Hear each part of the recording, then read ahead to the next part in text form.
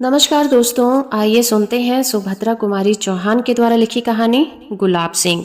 दिन और तारीख की जरूरत नहीं है। जब हम अमर आनंद की कहानी कहने चले हैं तब एक दिन और एक ही तारीख पकड़कर क्यों चलें। उनके घर में पिता था, माँ थी, बहन थी, पर पूरे घर का दुलारा था। एक दिन की बात है, वो बीमार पड़ा। माँ ने उसका खाना बिल्कुल रोक दिया था, पर उसका बार बार कुछ खाने को मांगना छोटी सी बहन से ना सहा गया। बहन का जी न माना। वो चुपके से गुड़ और चने चुरा लाई और भैया को खिलाने लगी। यह बात और है कि उसके बाद भैया का बुखार चढ़ा। इसके लिए ये माँ बाप का गुस्सा सहने को तैयार थी, पर भाई ने भी वो गुड़ और चने की बात किसी को ना बताई, और बहन बताती ही क्यों।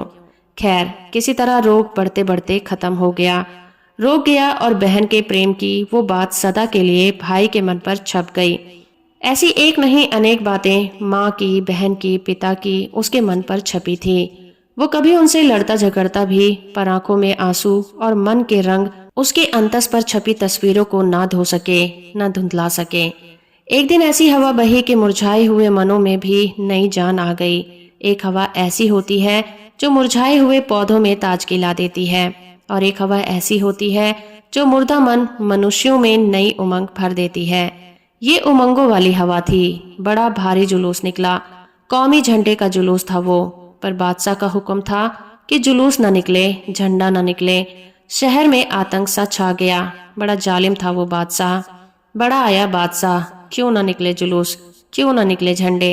भाई से बहन ने कहा, बहन क्या कहती है। उसने सुन लिया।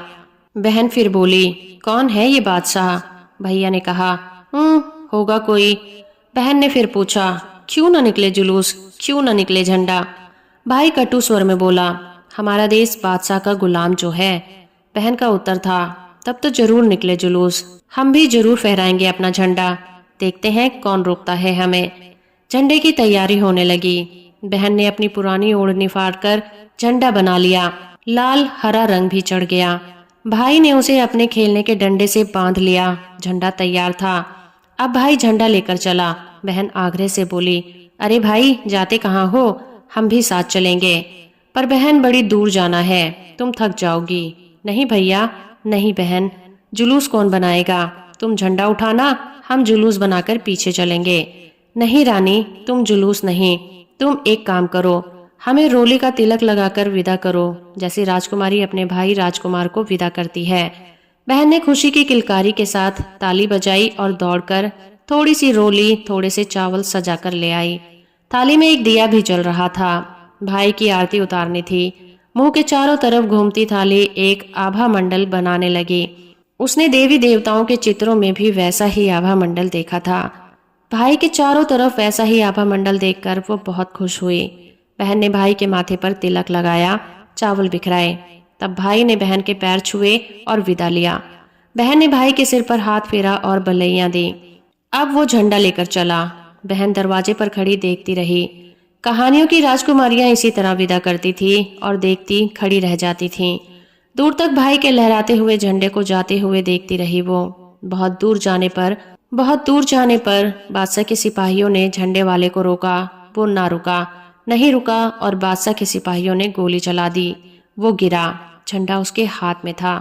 गोलियां चल जाने पर किसकी हिम्मत की सड़क पर जाता और घायल को संभालता, पर बहन ने उसको गिरते देख लिया था। न जाने क्यों उसका दिल पहले से ही कुछ धक धक कर रहा था। वो दौड़ पड़ी, अकेली दौड़ती जा पहुंची। भाई खून से लथपथ खड़ा था। पुकारा, भैया। भाई के प्राण मानो वह अमृतवाणी सुनकर लौट पड़े। बोला, तू आई, ये झंडा ले। बहन ने झंडा ले लिया, पर भाई चला गया। बहन रोई, पर झंडा हाथ में लिए रही। बादशाह के सिपाही मानो गढ़ जीत कर चले गए थे। अब बहुत से लोग आए। अर्थी उठी। सामने भाई की बहन वही झंडा लिए चल रही थी। बादशाह को हुक्म था कि जुलूस नहीं निकलेगा, कौमी झंडा नहीं निकलेगा, पर जुलूस निकला, झंडा भी निकला। ये कहानी कहाँ की है, किसकी है, हम क्या बतावें।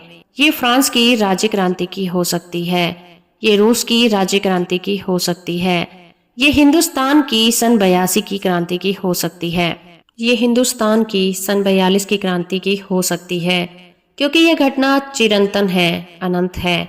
ये जैसे पेरिस में, मॉस्को में, वैसे जबलपुर में हो सकती है।